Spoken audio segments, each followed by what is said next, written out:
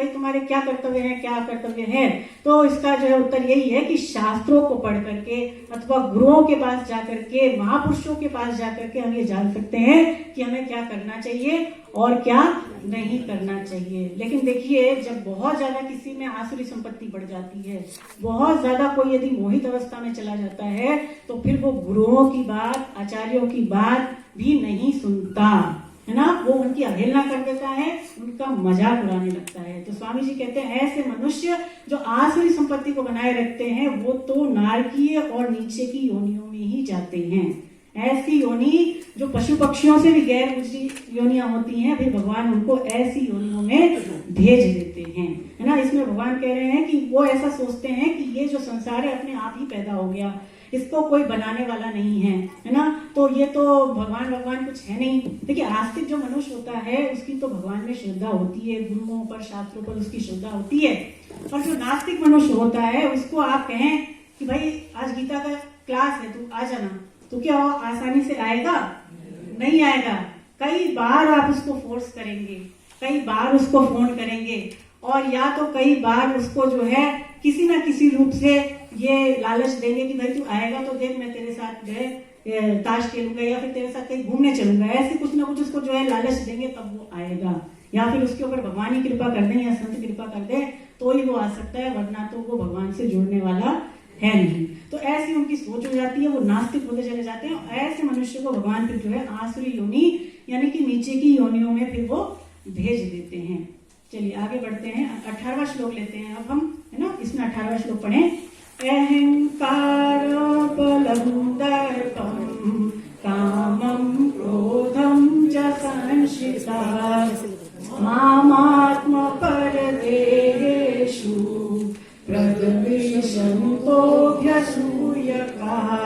हिंदी अर्थ पढ़ते हैं। वे अहंकार, हठ, घमंड, कामना और क्रोध का आश्रय लेने वाले मनुष्य अपने और दूसरों के शरीर में रहने वाले मुझ अंतर्यामी के साथ द्वेष करते हैं तथा मेरे और दूसरे के गुणों में दोष दृष्टि रखते हैं। यहाँ पर देखिए भगवान और भी लक्षण बताते हैं जो कि आसुरी संपत्ति वाले मनुष्यों में पाए जाते हैं। देखिए, इस तरह के जो मनुष्य होते हैं वो जिद्दी होते हैं, अपने जिद के वो पक्के होते हैं, और वो ऐसा सोचते हैं जो चीजें भगवान यहाँ पर बता रहे हैं कि घमंड करना, कामना रखना, क्रोध रखना, वो ऐसा मानते हैं कि ये चीजें तो जो है हमें हमारे अंदर रखनी चाहिए हमें, क्योंकि अगर ऐसा नहीं करेंगे तो क्या होगा, लोग हमें जो है कुचल देंगे, हमें जो है बुरा समझेंगे, तो ये चीजें हमें रखनी चाहिए, है ना। और वो भगवान से भी द्वेष करते हैं। भगवान से द्वेष करते करते देखिए वो ये नहीं मानते कि सब में भगवान है, हम सब में कौन है, केवल भगवान ही है। लेकिन ऐसे मनुष्य ये मानने को तैयार ही नहीं होते। किसी से भी जो द्वेष होता है, एक महापुरुष ने कहा है कि वो शरीर से नहीं होता है, उसकी आत्मा से ही द्वेष होता है। कैसे कि जैसे एक मकान हो तो यदि मकान की कोई खिड़की फोड़ दे है तो खिड़की को दुख होगा क्या? खिड़की का अगर कोई कांच तोड़ देता है तो क्या खिड़की को दुख होने वाला है? मकान को दुख होने वाला है क्या? नहीं होने वाला। उसमें रहने वाला जो मालिक है उसको ही दुख होगा। तो इसी तरह से अगर हम किसी से द्वेष करते हैं तो उसके शरीर से द्वेष नहीं होता है, उसके अंदर जो बैठा परमात्मा है उसी से द्वेष होता है ना। तो ऐसे जो मनुष्य होते हैं भगवान फिर उनको जो है नीचे की योनि में ही भेजते हैं। चलिए अगला श्लोक लेते हैं, 19वां श्लोक। कानहं द्विषतः क्रूरान् संसारेषु नराधमान् क्षिपाम्यजस्म शुभ नासुरीष्वेव योनिषु। उन द्वेष करने वाले, क्रूर स्वभाव वाले और संसार में महान नीच अपवित्र मनुष्यों को मैं बार बार आसुरी योनियों में ही गिराता हूँ। तो जैसे जो इस तरह के लोग होते हैं जिनमें ये अवगुण पाए जाते हैं, भगवान कह रहे हैं कि मैं उनको आसुरी योनि में ही गिराता हूँ। देखिए, हम ऐसा सोचे कि भगवान तो बहुत बुरा करते हैं, है ना, ऐसी योनियों में उनको भेज देते हैं, तो ऐसा भी मतलब क्यों करना। तो देखिए, ये अगर भगवान उनके साथ ऐसा करते हैं तो ये भी उनका एक तरह से प्रेम ही है, उनकी कृपा ही है। क्योंकि देखिए, जब हम नरकों में जाते हैं या जो भी ऐसे मनुष्य नरकों में जाते हैं, जब वो वहां जाते हैं तो उससे उनके पाप मिटते हैं, उनकी शुद्धि होती है और भगवान उनको भेज करके वहां पर शुद्ध करते हैं, है ना, जिससे कि वो उनकी तरफ चल सके। जैसे एक माँ होती है तो माँ अपने बच्चे को डांटती भी है ना, प्यार तो करती है लेकिन डांटती भी है, तो क्या वो उसका बुरा चाहती है? नहीं चाहती है। वो ये चाहती है कि बच्चा जो मेरा है वो सुधर जाए। ऐसे ही जो टीचर होता है वो कभी कभी स्टूडेंट को बहुत तेज डांट फटकार लगा देता है, तो क्या वो उसका बुरा चाह रहा है? नहीं चाह रहा, वो उसका भला चाहता है। ऐसे ही भगवान अगर दुष्ट मनुष्यों को आसुरी योनि में भेज देते हैं तो फिर भगवान का ये उनके ऊपर कृपा ही है, भगवान की ये उनके ऊपर दया ही है। देखिए तुलसीदास जी कहते हैं कि भगवान ऐसे मनुष्यों का संग कभी ना दे, है ना। ऐसे मनुष्य को, यानी कि जो कुसंग है वो कभी नहीं करना चाहिए, क्योंकि जैसा करे संग वैसा चढ़े रंग, जैसा खाए अन्न वैसा होए मन, है ना। तो कुसंग से बचना चाहिए। तुलसीदास जी कहते हैं कि यदि हम कुसंग करते हैं तो इससे क्या होता है कि हम अपने जन्म जन्मांतर को नष्ट कर लेते हैं। देखिए नरकों में जाने से तो हमारे पाप मिटते हैं, पर ऐसे मनुष्यों का संग करने से तो हमारे जो पाप है वो बढ़ते हैं। तो इसीलिए जो है कुसंग से बचना चाहिए। इसमें अगला श्लोक लेते हैं। त्रिविधम नरकस्येदं द्वारं नाशनमात्मनः कामः क्रोधस्तथा लोभस्तस्मादेतत्त्रयं त्यजेत्। काम, क्रोध और लोभ ये तीन प्रकार के नरक के दरवाजे जीव आत्मा का पतन करने वाले हैं, इसलिए इन तीनों का त्याग कर देना चाहिए। तो यहाँ पर देखिए भगवान तीन चीजों का नाम लेते हैं, बड़ा महत्वपूर्ण श्लोक है। काम, क्रोध और लोभ, तो इनका हमें त्याग कर देना चाहिए, क्योंकि ये सीधे नरक की ओर ले जाते हैं। तो इसमें भी सबसे पहले भगवान नाम किसका लेते हैं? काम का, है ना। देखिए कामना जो होती है मनुष्य की, जब वो पूरी हो जाती है तब उसके अंदर लोभ आ जाता है, जिसका यहाँ भगवान नाम ले रहे हैं। और कामना पूरी नहीं होती है तो क्या होता है? क्रोध आ जाता है। तो इनमें मुख्य क्या है? काम ही मुख्य है। स्वामी जी कहते हैं कि भोग भोगने को तो काम कहते हैं और संग्रह करने को ही लोभ कहते हैं, है ना। तो कामना जो है मनुष्य की बड़ी भारी शत्रु है। ऐसा भगवान ने कहा पहले 3रे अध्याय में भी भगवान कह चुके हैं ना अर्जुन से कि तू इस काम रूपी शत्रु को बलपूर्वक मार डाल। हे अर्जुन, ये बहुत पापी है, मौत खाने वाला है ना। तो इस विषय में तू इसको ही वैरी जान। तो इसका मतलब यह है कि कामना जो है मनुष्य की बड़ी भारी शत्रु है और यही मनुष्य से सारे के सारे पाप कराती है। स्वामी जी कहते हैं कि जितने भी पाप होते हैं वो कामना के कारण ही होते हैं, इसीलिए काम रूपी शत्रु को तो मार ही देना चाहिए। और इसका उपाय क्या है? उपाय क्या है? कैसे मारे हम इस काम को? तो इसका उपाय भी स्वामी जी बताते हैं कि इंद्रिय, जैसे भगवान ने 3रे अध्याय के 34वें श्लोक में कहा है कि इंद्रिय के विषयों में राग द्वेष अच्छी तरह से स्थित है, मनुष्य को इनके वश में नहीं होना चाहिए। देखिए विषय जो है वो अच्छे बुरे नहीं होते, है ना। हमें अच्छे बुरे लगते हैं। मान लीजिए बुक है, तो बुक अपने आप में ना अच्छी है ना बुरी है, पर किसी को कोई बुक अच्छी लगती है वो बुक, और किसी को वो बुक अच्छी नहीं लगती है। तो इसका मतलब क्या है कि वो चीज अच्छी बुरी नहीं है, केवल हमारी दृष्टि में वो अच्छी बुरी है। ऐसे ही कोई व्यक्ति अच्छा बुरा नहीं है, हमारे लिए जो बुरा है दूसरे के लिए अच्छा है, और दूसरे के लिए जो अच्छा है वो हमारे लिए बुरा हो जाता है। तो यही भगवान कहते हैं कि मनुष्य को राग द्वेष के वशीभूत नहीं होना चाहिए। अगला श्लोक लेते हैं, इसमें 23वां श्लोक पढ़ते हैं ना। यह शास्त्र विधि मोत्सृज्य वर्तते काम कारकः न सिद्धिमवाप्नोति न सुखम न परां गति। तो इस श्लोक में भगवान कहते हैं जो मनुष्य शास्त्र विधि को छोड़ करके मनमाना आचरण करता है वह न सिद्धि को, न सुख को और न परम गति को ही प्राप्त होता है। यानी हमें क्या करना चाहिए, क्या नहीं करना चाहिए, भगवान कह रहे हैं कि इसमें शास्त्र जो है प्रमाण है।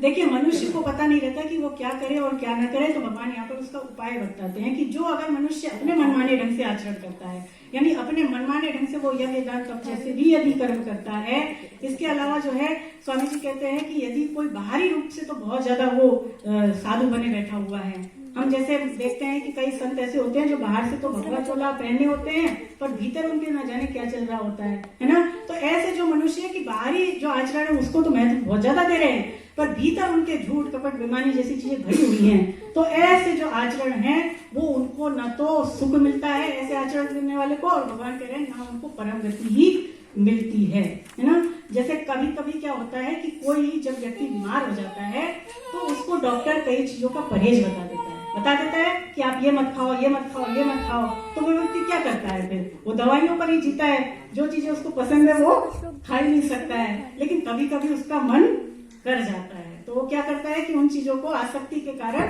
खा लेता है। तो स्वामी जी कहते हैं इसी तरह से यदि हम बहुत अच्छे अच्छे काम तो कर रहे हैं, लेकिन अगर हमारे भीतर बहुत ज्यादा द्वेष है, बहुत ज्यादा अवगुण है, तो इसका मतलब क्या है कि वो तो शास्त्रों की अवहेलना ही हो गई, फिर वो मनमाना आचरण ही कहलाएगा अगर इन चीजों को साथ में रख रहे हैं तो। और इससे फिर भगवान कहते हैं ना सुखम ना परम गति, ना उसको सुख मिलेगा और ना उसकी अच्छी गति ही होने वाली है। परम गति भी नहीं हो सकती। क्यों नहीं हो सकती? कि ऐसे जो मनुष्य होते हैं जिनमें बहुत ज्यादा आसुरी प्रवृत्ति होती है वो परम गति जैसी चीज को मानते ही नहीं है, परम गति चीजों को वो चाहते भी नहीं है ना। तो भगवान उनको देते भी क्यों, भगवान देंगे भी क्यों? भगवान को देने वाले ऐसे लोगों को देंगे जो ये चाहते हैं, फिर उनको वो चीज नहीं देते। अगला श्लोक जो कि इस अध्याय का अंतिम श्लोक है, इसको पढ़ते हैं। तस्मात् शास्त्रं प्रमाणं ते कार्याकार्य व्यवस्थितो ज्ञात्वा शास्त्र विधानोक्तं कर्म कर्तुमिहार्हसि। अतः तेरे लिए कर्तव्य की व्यवस्था में शास्त्र ही प्रमाण है। ऐसा जानकर तू इस श्लोक में शास्त्र विधि से नियत कर्तव्य कर्म करने योग्य है, अर्थात तुझे शास्त्र विधि के अनुसार कर्तव्य कर्म करना चाहिए।